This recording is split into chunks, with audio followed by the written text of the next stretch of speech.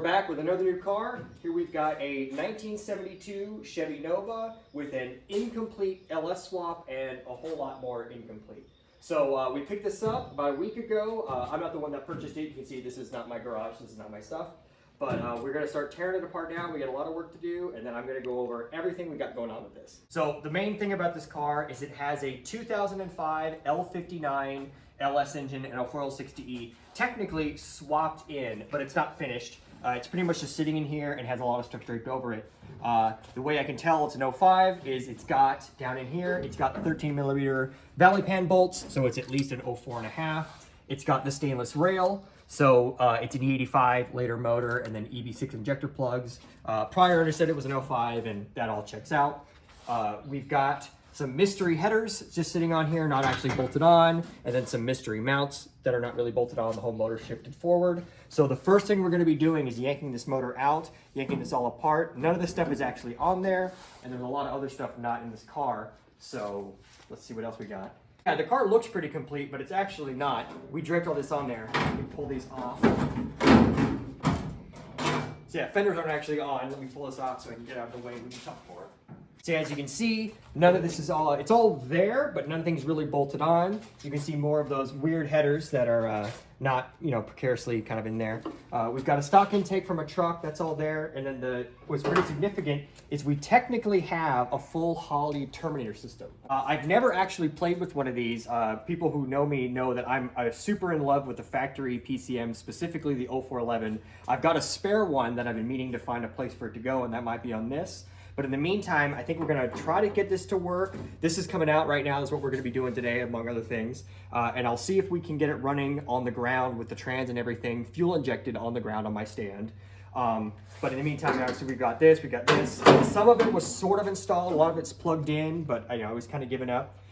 What I can kind of tell from the way this thing is set up, you know, the motor was put in, you know, not permanently, but put in, like steering's disconnected. And then as soon as we went to the fuel system, I think that's when it was sort of abandoned. So yeah, when we get back there, we'll talk about that. But this is all here, this is all coming off. So as far as the car goes, it's actually in pretty like amazing shape. It's just missing a lot. So we were missing the front windshield, the column, the brake master, stuff like that. What else is missing? Oh yeah, we were randomly missing every window except for this guy and the back windshield. We're missing a fuel system, a fuel tank. Technically, there was a fuel cell in here. That's why there's a million holes and a giant gaping hole here. What I'm thinking is that, you know, for an LS, the hardest part I always talk about it is the fuel system, because you need 58 pounds of all new line up to the motor and then pressurized, you know, regulated pressure to there.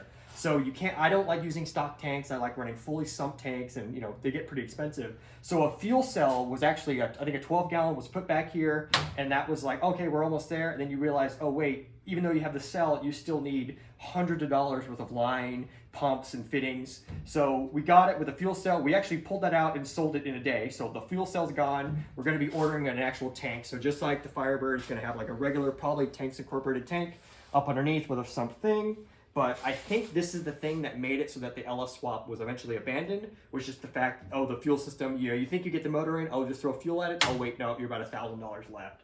So the rest of it's pretty good. I think we're missing, there's a rear bumper in there. Yeah. I think we're missing the brackets for it. We got a little bit of surface rust here. The car was painted decently well, not that long ago, I'm guessing. And then it's got, you know, these red stuff, which is pretty cool. Today we actually went out and we picked up a ton of parts that we needed. Technically, we have everything now except for front windshield. Here we've got a stock column. We got the hardware for the steering box. Yeah, I'll go over there now. Yeah, so on this side, yank this fender off. These were just draped on here to make the car look a little more complete. So as you can see, so we have the steering box. The power box is there, it's still hooked up, but it's unbolted and just falling down there. I'm not sure if it'll work with these headers, and I'm guessing that's why it was unbolted. So that's why, like, so what we're gonna do is we're gonna pull the core support, get that out of the way, and then we are taking this motor out right now today on film. So, and then getting the steering in, getting the column in, and making this car hopefully a fully braking and steering car. And that way we can figure out what we're gonna do motor-wise and go back in. Yeah, so none of this is really on there very well. You see probably one of the biggest problems if you go underneath. You see that the truck pan hangs way too low, even with the steering thing in the way. Those headers are super low. So, and I'm thinking too, with these adjustable mounts, the motor is way too far forwards because there's so much room with a rear sump pan. But you know, we'll get one of my aluminum blocks, one of my bare blocks, and then a 302-2 pan, mock it up, see where we're gonna go in, figure out exactly where it's gonna sit, then we can get drive shaft and all that stuff. We have that as well. And that's about it. So yeah, let's start ripping apart the motor, and then this thing should come out super quick. So intake coming off. Take manifold mostly unbolted. Get all the terminator off.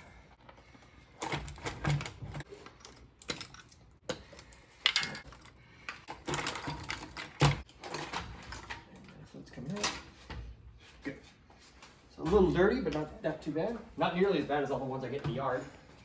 So this motor supposedly had like 97,000 miles on it. I never really believe that whenever I hear it, because I never really understand how people know the exact mileage.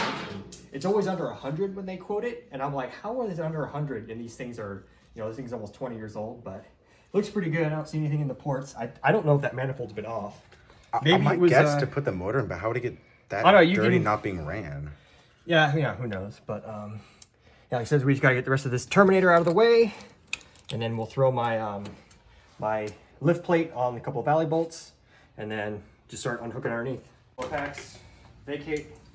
Then I got most of this Terminator engine harness off. Oh, is it actually completely off? Oh, yeah, it is completely off.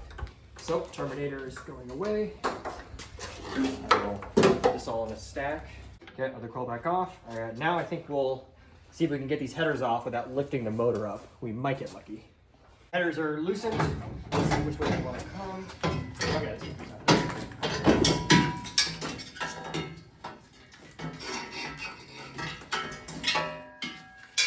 Bam. So yeah, we got no name brand. They've got the universal flanges, so definitely not anything special. And then V-bands on the back. So yeah, hopefully we can reuse these. It'd be great if we could, but I'm not holding my breath. But let's see if we can get the other one out. Yeah, you really did just pick these up from the guy in Ramona. Yeah, exactly.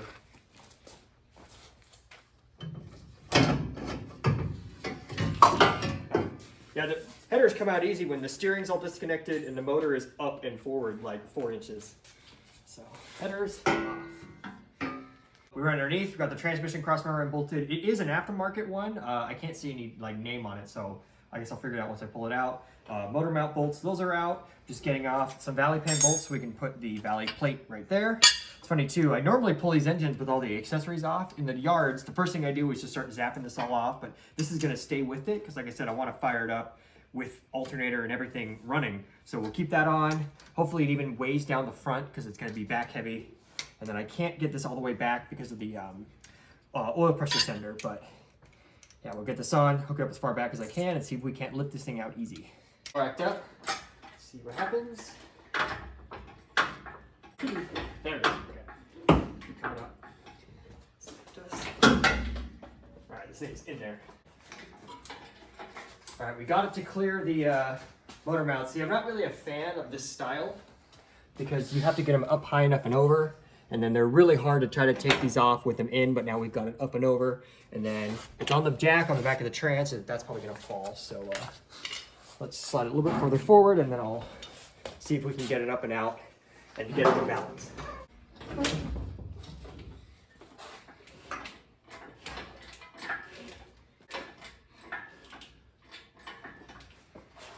Look at that.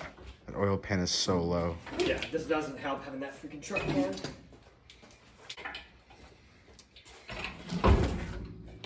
Yeah, it's the pan. Yeah, we're just barely. There we go. Lots of movement. Cool, we got to do it without pulling the bumper too.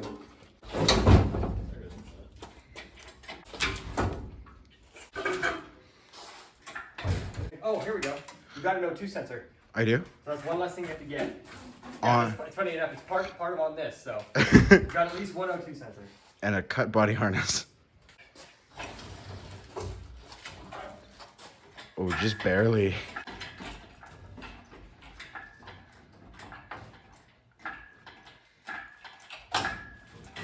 Getting to the brakes.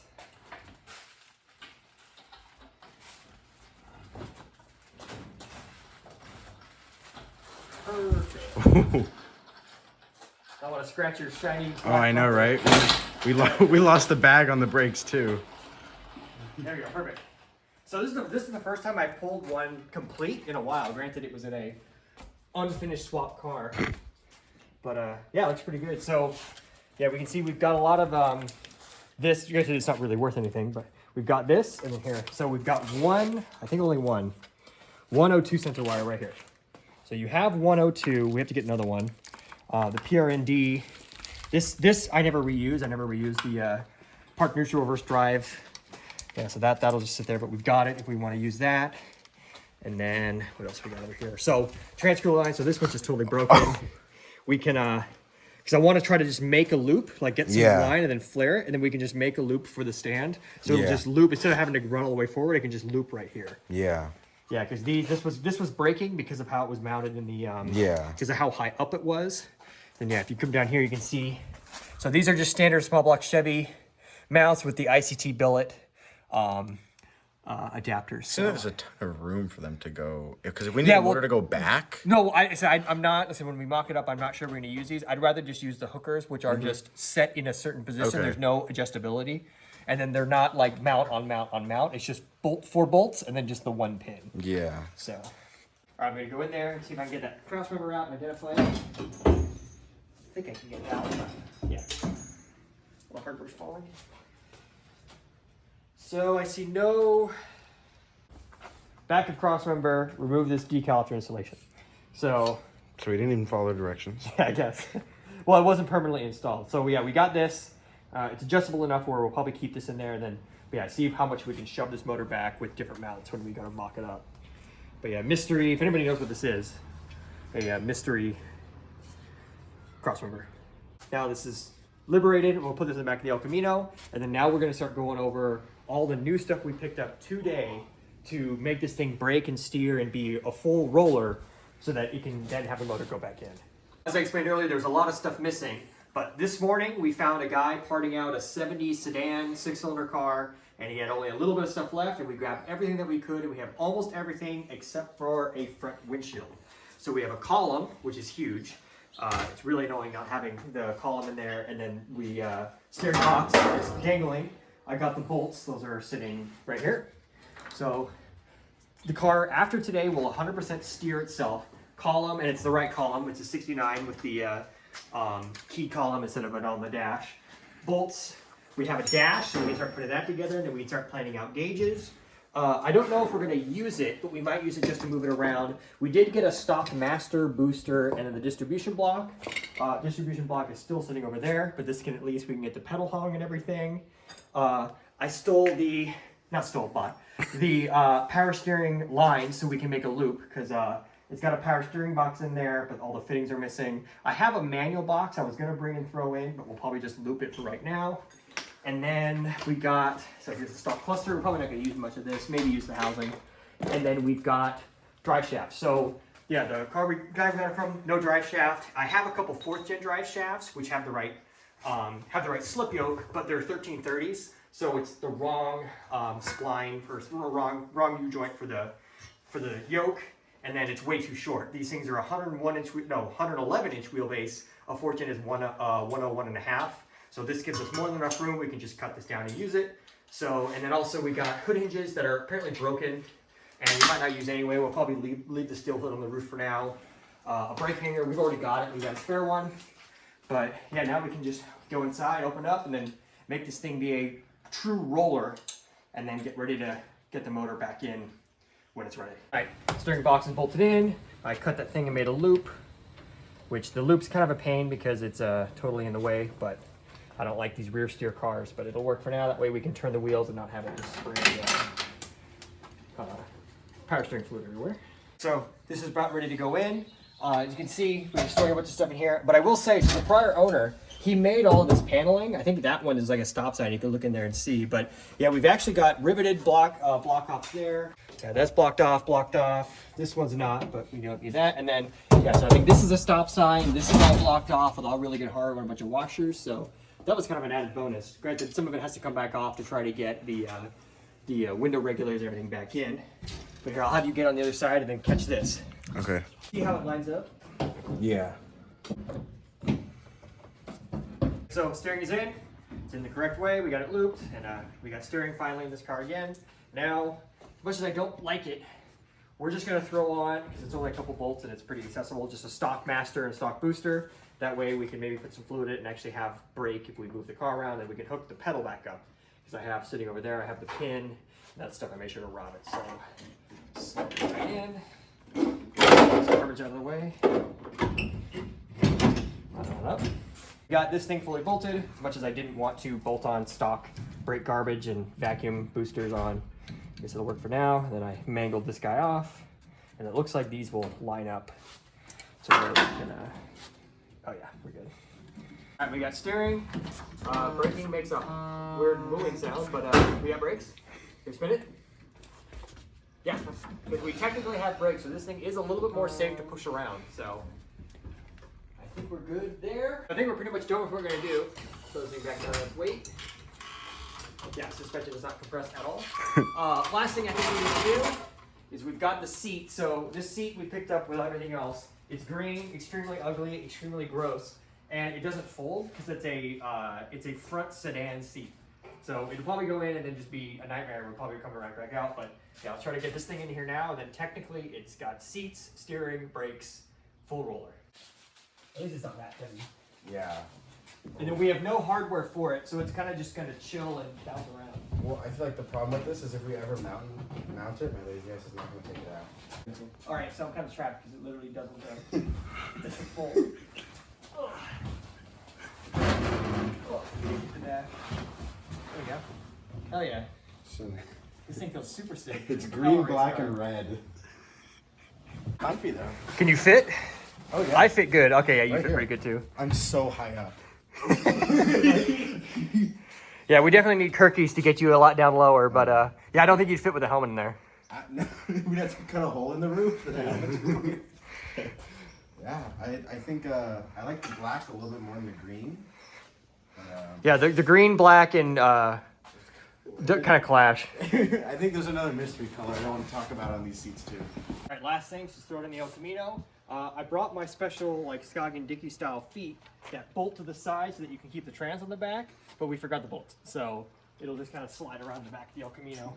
I think it's gonna be pretty interesting with this much weight in the back. Put this in there, plus the hoist. Let's go way down.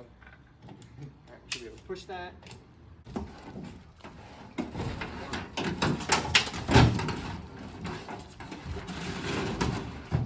Good. Alright, that's in there.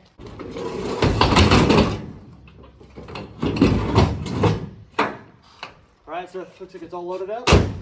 Next time you see this motor, it'll be running, hopefully fuel injected, on my garage floor.